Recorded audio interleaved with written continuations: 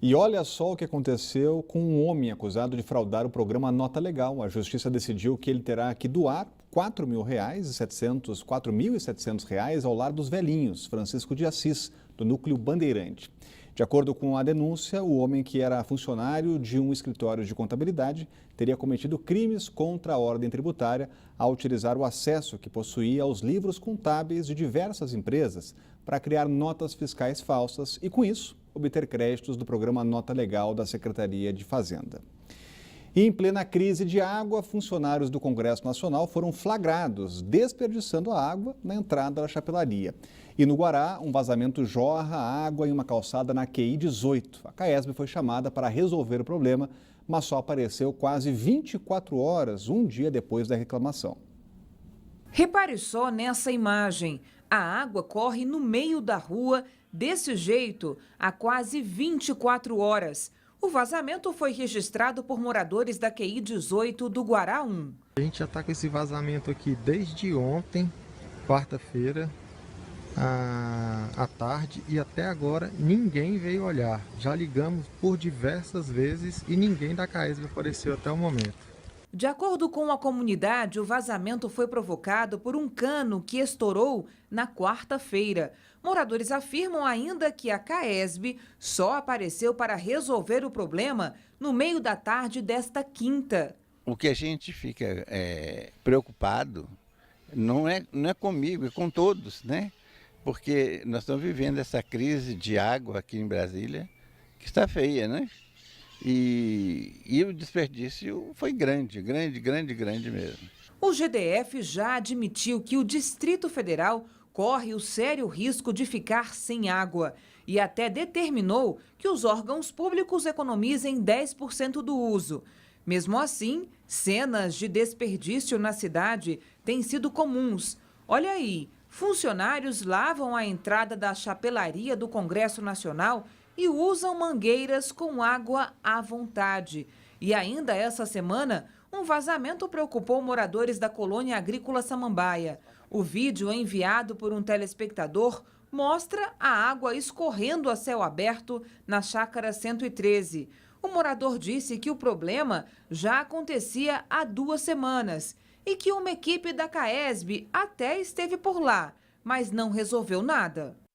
Olha, o Senado Federal informou que há muito tempo não lava as ruas e que esse vídeo que nós recebemos é antigo. Já a Câmara dos Deputados disse que implantou uma série de ações de economia de água, inclusive o racionamento do uso na limpeza dos espelhos da água e irrigação dos jardins e também o monitoramento de vazamentos. Agora, só para informar, viu, Cláudio Humberto, o pessoal lá do Senado, que esse vídeo foi feito ontem pela nossa reportagem da Rádio Band News. Pois é, exatamente. Olha, em vez de mentir do alto de sua arrogância, os responsáveis por essa área do Senado Federal deveriam humildemente pedir desculpas, né? O vídeo, as imagens são claríssimas, mostram os funcionários do Senado usando mangueiras, jatos d'água para limpar ali a vaga do senhor presidente do Senado Federal.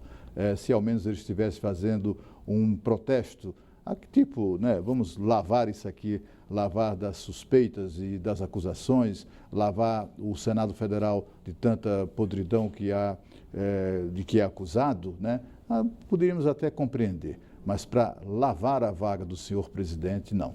Isso, de fato, é intolerável. O Senado Federal, em vez de negar os fatos e mentindo, portanto, deveria pedir desculpas à população e dizer, afinal de contas, se vai ou não coibir esse tipo de abuso.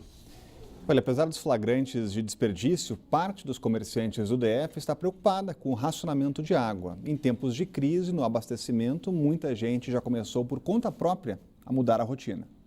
O Kim está ali tomando o banho dele numa boa, despreocupado. Mas ele mal sabe que a coisa por aqui não tá essa calmaria toda, não. Com o problema no abastecimento de água no Distrito Federal, cada molhada no pelo dele é pensada. Não é à toa que aquele chuveiro ali perdeu a função. Banho por aqui, só na duchinha. A água vai exatamente onde ela quer que caia, a pressão está ali onde ela precisa que limpe. E enquanto ela ensaboa, passa um shampoo ou condicionador, fica desligado, né? Então, para economizar o máximo mesmo de água.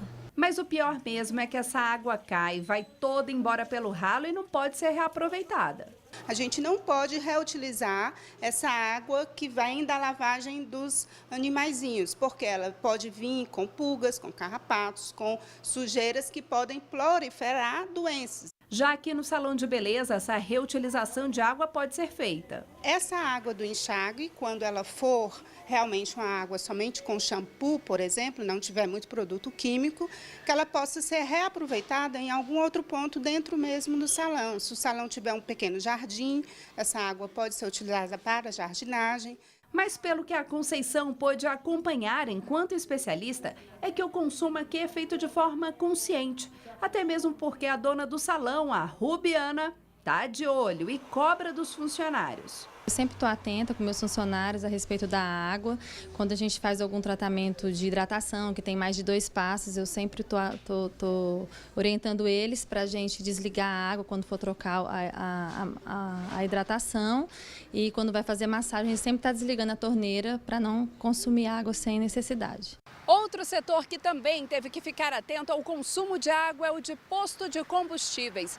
Por dia, cada um dos 320 postos do Distrito Federal gasta em média 1.000 litros de água por hora. Mas isso deve mudar. Por uma determinação da DASA, os estabelecimentos não poderão irrigar os jardins, lavar o para-brisa dos carros e também os pátios de abastecimento. Ainda terão que trocar o maquinário das lavagens de alta pressão. Mas não é só o comércio que tem que ficar de olho para evitar o desperdício de água. O alerta vale para todos. É preciso que a gente tenha realmente a consciência cidadã coletiva desse momento em particular e a consciência ambiental como um todo no procedimento diário do estabelecimento. Vamos falar de eleições 2016. O Ministério Público Federal identificou mais de 65 mil irregularidades em contas de campanha. As informações foram reunidas por um novo sistema, o Sisconta Eleitoral, que permite o cruzamento de dados de doadores e candidatos fornecidos pelo TSE e outros órgãos públicos. A gente volta a falar ao vivo com Renata Dourado. E esse sistema identificou cada coisa, né, Renata? Muita coisa, né, Rodrigo? A gente percebe que o cerco, de fato, está se fechando com relação a essas irregularidades, né? A tecnologia aí trabalhando para tentar combater essas falcatruas que, infelizmente, ainda existe no número elevado no nosso país. Então, o foco agora é exatamente esse doador, né? Que doador é esse? Então, o Ministério Público Federal, por exemplo, descobriu que mais de 5.500 candidatos não podem se candidatar porque estão em situações irregulares. Então, eles não podem sequer se candidatar. Descobriu também, Rodrigo, um número bastante assustador que chama a atenção. Por exemplo, as pessoas que são beneficiadas com aquele programa Bolsa Família, que é um programa voltado para famílias de baixa renda, muitas vezes para evitar que essas pessoas passem fome, tem um teto, inclusive, de R$ 336, um limite que essas famílias podem receber. Então, o Ministério Público Federal descobriu que essas pessoas doaram 16 milhões de reais a candidatos, a prefeitos ou a vereadores. 16 milhões de reais. A gente está falando de uma população de baixa renda. Então é óbvio, né? Claro que tem algo de errado aí, que tem alguma irregularidade aí. O próprio presidente do TSE, Tribunal Superior Eleitoral, ministro Gilmar Mendes, falou ontem sobre isso. Vamos ouvir.